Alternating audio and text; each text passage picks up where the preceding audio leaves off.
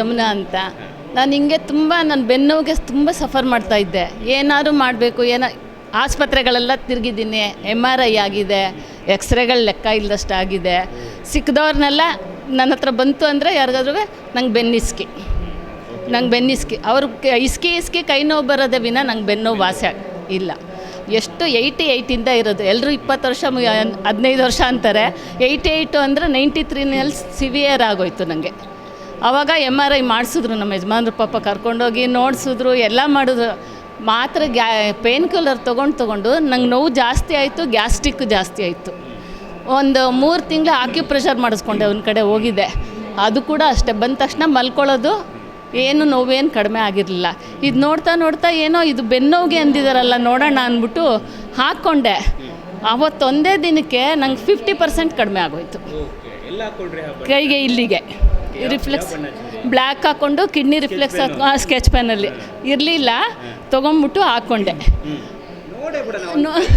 ಏನಾರು ಆಗಲಿ ಪರವಾಗಿಲ್ಲ ನೋಡೋಣ ಅಂದ್ಬಿಟ್ಟು ನೋಡಿದ್ರೆ ಕಡಿಮೆ ಆಯಿತು.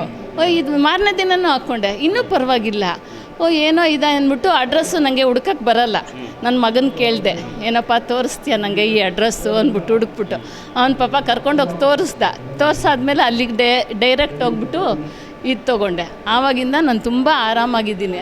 ಅದಕ್ಕೆ ಮುಂಚೆ ಬೇಕಾದಷ್ಟು ಸಾವಿರಗಟ್ಟಲೆ ಖರ್ಚು ಮಾಡಿದ್ದಾರೆ ಯಜಮಾನ್. ಏನಿಲ್ಲ, 1 ದಿನ 2 ದಿನ ಅಷ್ಟೇ ಗ್ಯಾಸ್ಟ್ರಿಕ್ ಜಾಸ್ತಿ ಆಗೋಯ್ತು ನನಗೆ. ಗ್ಯಾಸ್ಟ್ರಿಕ್ ಜಾಸ್ತಿ ಆಗಿ ಬೇರೆ ಪ್ರಾಬ್ಲಮ್ ಎಲ್ಲ ಸ್ಟಾರ್ಟ್ ಆಗೋಯ್ತು. ಹಾಂ ಅಯ್ಯೋ, ನಂದಿನ್ನ ಇಷ್ಟೇ ಒಂದೊಂದು ದಿನ ಇರೋದೇ ಬೇಡ ಅನಿಸೋದು ನನಗೆ. ಯಾಕಪ್ಪ ಇದ್ದೀನಿ ಅಂತ ಸಿಕ್ಕದವ್ರಿಗೆ ನನ್ನ ಮನೆಯವ್ರನ್ನೇ ನೋಡಿದ್ರೆ ಸಾಕು ನಂಗೆ ಒಂಚೂರು ಬೆನ್ನಿಸ್ಕಿ. ನಮ್ಮ ಯಜಮಾನ್ರು ರಾತ್ರಿ ಬರೋದು ಲೇಟ್ ಆದರೆ ಅವ್ರು ಬರ್ತಾ ಇದ್ದಂಗೆ ಬೆನ್ನಿಸ್ಕಿ. ಅವ್ರಿಗೂ ಕೈ ನೋವು ಬಂತು, ಇಸಕ್ಲಾದಿರ ಹಿಂಗೆ ಅನ್ನೋರು. ನಾನು ತಿರ್ಗಾನು ಇಲ್ಲ ಬಂದಿಲ್ಲ. ಎಲ್ಲ ಕಲ್ತು ಎಲ್ಲದಕ್ಕೂ ಜಾಯಿನ್ ಆಗಿ ಕೆಲವ್ರಿಗೆ ಮಾಡ್ತಾಯಿದ್ದೀನಿ. ನಂದು ನಾನು ಮಾಡ್ಕೊಳ್ಳೋಣ ಅಂದ್ಬಿಟ್ಟು ನಾನು ಸೇರಿಕೊಂಡಿದ್ದು. ಮೊದಲಿಗಿಂತ ಪರವಾಗಿಲ್ಲ, ತುಂಬ ಆರೋಗ್ಯ ತುಂಬ. ಎಲ್ಲಿಂದ ಬಂದಿರೋದು? ಗಿರಿನಗರ್, ಬೆಂಗಳೂರು. Thank you.